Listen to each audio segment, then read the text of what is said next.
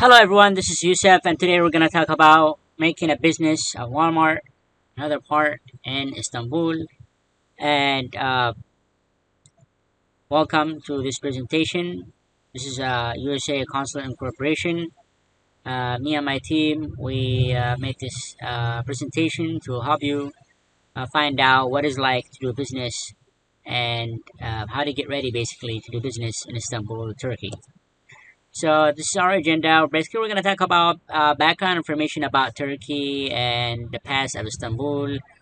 Then we're going to dig into the meetings that's going to be how meetings going to be in Istanbul, business culture, dining adequate. Basically, you need this to find out. Yeah, that you will find out that basically when you do business in Turkey, that dining is part of the business basically. Communication styles, languages, gender awareness, women in the workplace, acceptable dress code, and letter dress styles. So first of all, let me talk about the background of the popular country, Turkey, or also Istanbul.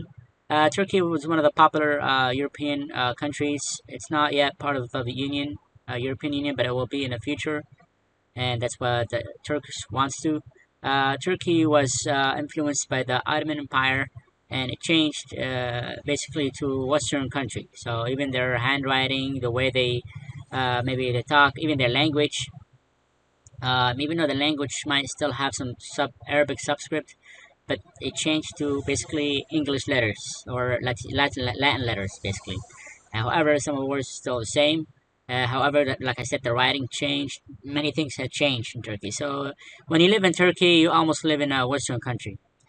And Turkey is a transcontinental city in Eurasia, basically. So it separates Europe and Asia, and it's near the Marmara and the Black Sea. It is a commercial and historical center that lies on the European side, about a third of its population that lives in suburbs, and on the Asian side of Bosphorus. So let me clarify this. Many people think that Istanbul is the capital of Turkey. It's not actually the capital. It's almost like the capital. So there are many official things that's being there, like government official buildings and stuff like that. However, Ankara, as you can see in the slide under Istanbul, it is the capital for Turkey. However, this is kind of interesting. Istanbul used to be the capital of many countries in the past. It's either during the Ottoman Empire and before. So if you're if you have a ship that's full of, for example, goods, merchandise, and you have to go to Europe. You're coming from the Arabian Sea to Europe. So you're gonna have to cross uh, near Istanbul to get into Europe to pay the fees, etc. So it was basically the capital of trade. Its population reaches 14.4 million, so there are a lot of people. It's basically ranked the world fifth largest city and the largest city in Europe, basically. So Istanbul is very large city, and there's different sides of it that look different. So yeah, and like I said, there are many administrations that are in Istanbul, but Ankara is the capital, and it was founded near 660 BC. So Istanbul used to be called El Constantinia. It wasn't called Istanbul. So if you go in the past, you might not find it the Istanbul, documents about the history of Istanbul, basically. But you will have to search the El Constantinia if you want to know more. So meetings in Istanbul. So in order to make a meeting, you gotta schedule at least from 1 to 2 weeks in advance, just in case to avoid any Turkish holidays. This can also be applied to many countries in the world. The meeting maybe start later than scheduled, so be patient. Even though Turkish society, it is still considered a secular country. It is highly also influenced by Islam.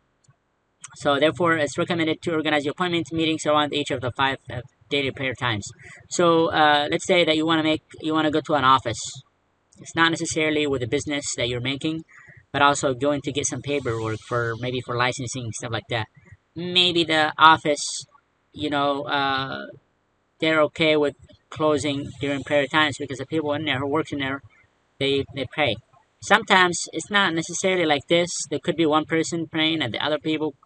So there could be one person working in the office and the other people praying, but you always, especially when it comes to critical tasks, you want to make sure that you don't want to cross your own deadline. So basically, you want to always think in advance, call and ask, if it's going to be closed in any hour, basically during the prayer times. So you need to organize your appointments. However, when it comes to supermarkets, so when we're going to open another Walmart in Istanbul, we don't really have to worry about that because usually grocery stores in many countries in the world usually stay open even prayer times. And this also applies to Istanbul, where they say 24 hours. So it's like almost New York City. So the business culture, socializing as a part of doing business. So yes, you heard that. For Turks, you gotta socialize in order to do business. So when you go eat, they want to see the way you talk, the way you eat. They want to see how professional you are, maybe. So they could be also not only just to welcome you, but also to see how we're going to react and etc. They also like to introduce you to their own foods, and they expect that you like them, hopefully. And so that usually happens basically during dinner. So Turkish people are serious when it comes to doing business with them. So you don't want to go and start automatically joking. You want to find the right person. There could be a person who wants to joke. Some people are serious about their business, and they end up asking you a lot of questions because they want to know more about you. Turkish people, they're the type of people who really um, are curious all the time to find out about the person, and basically they don't trust you automatically. And since you come from a different country, in many countries all over the world, everybody got, especially with the media, they got different perception of who you are, etc. So they really want to know who you are. So you should not use any offensive language while talking with them, even if it went meant uh, for fun or maybe for swearing, as you wanna show something basically, even though it was sometimes it could be joking. You could use offensive language as a joke in the United States and other countries, but when it comes to Turkey, you really want to respect the elders who are you're doing business with. Now, when it comes to a person who's maybe in your age or a person who's doing business, and you can tell the person is happy, easygoing, or somebody who's okay with joking, then this might be something different. But as always, you need to follow the general rules just to be on the safe side. So here we're gonna talk about the dining etiquette. And Turkey, they really serve most of the time tea everywhere. And Arak is basically a liquor, if you know that. So basically, it's alcohol that's usually served during food.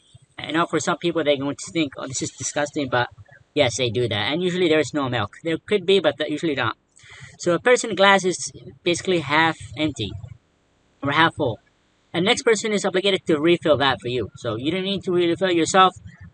For some times, for some reason, for some areas, it will cause them to lose their face. Basically, they're going to be shy that you did this and they didn't do it for you.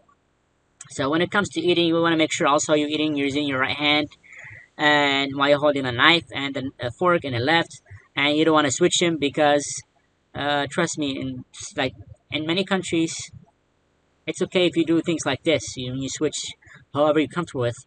But in some countries, like in European countries like Turkey, sometimes they could look at you as you're not being organized. The reason why, because like I said, Turkey wasn't a secular country, wasn't westernized.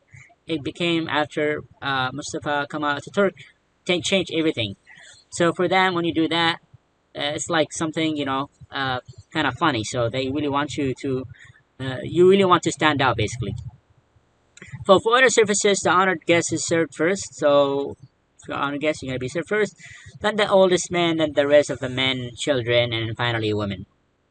And the reason why is this is because it's the honored guest is basically who are served first, which means it could be men or women, not necessarily could be only men first and a woman last. That's not true. So the honored guest could be men or women, etc. So communication styles. When it comes to nonverbal communication, Turkish people like to wave their hands. to greet each other. Sometimes you want to touch, people, especially right nowadays with the COVID-19 era, so they just wave their hands far away. Sometimes, you know, they like to hug each other when they when you know them really better. So when an elderly person enters a room, it is expected for you to stand up. So it's being basically, you're being basically respectful to greet them. So you gotta let them sit down, or if they just wanna walk into the room, you gotta stand up just to say, hi and welcome to the room. It is unfriendly to step backward. This sounds kind of weird, but if a Turk stand next to you, close to you, it's kind of weird for you to stand out. And the reason why, because for some reason the way they stand, it has to do with the European stand, and the way they walk towards you, they kind of come close to you. Now, aside from the COVID-19 era, right now, of course, they might not do that. So, if you go now do business in Turkey, they might not come close to you. Otherwise, you need to keep that distance. So, maintain direct eye contact. You gotta keep the eye contact to have respect, like other countries. Verbal communication, move your hands, move your body, also, you know, so to show some respect. Excuse me. So first impression are important when you're visiting the country. So when you go to Turkey, you really want to show them that you're really, interested in doing business with them. That you wanna, you're really, uh, like you want to show them that their country is great, basically. And the reason why you want to do this, that you want to show you have more interest. They really respect that and they love that. And like I said, because Turkish people, they got their own language, right? They got their own country, and they love their country, and they're mostly patriots. And so when they see you're appreciating that, they're going to respect you more. You also want to avoid speaking about politics during the initial meetings, because a country has many different race, many different people from different countries, and Turkey basically, or Istanbul basically, is a mix of different. There's so much diversity basically, just like in United States in California, you get the Latinos, you get the American Indians, you got the Asians, Middle Easterns, Americans. It's all mixed up. So here you want to make sure that also that you just want to be friendly with everybody, especially when you're doing business. Avoid speaking about religion also, or dress such as headscarves. Some women, they wear a headscarf because of their religion, and they consider that the headscarf is a modest thing for them to do. So it's really annoying if you're trying to touch it or you're trying to ask about it. For some women, they don't really care. Like they will answer you, they will let you know why they're doing it, but they expect you to be very basically a person who knows most many information, who knows everything. So they expect you to be well educated, basically, about this stuff. They expect you to know things in advance.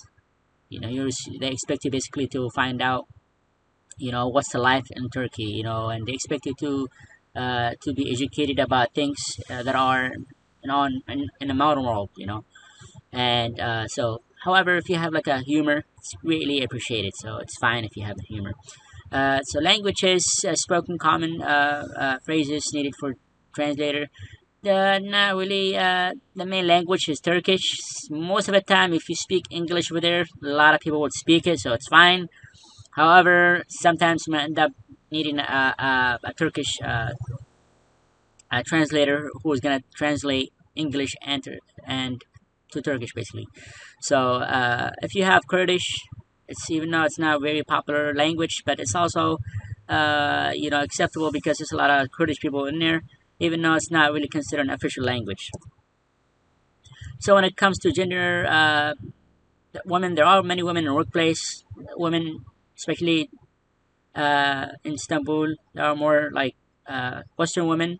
So there are also other women who are conservatives who don't feel comfortable hugging foreigners. So you don't really want to know and go hug a woman without basically uh, finding out if she's okay with that.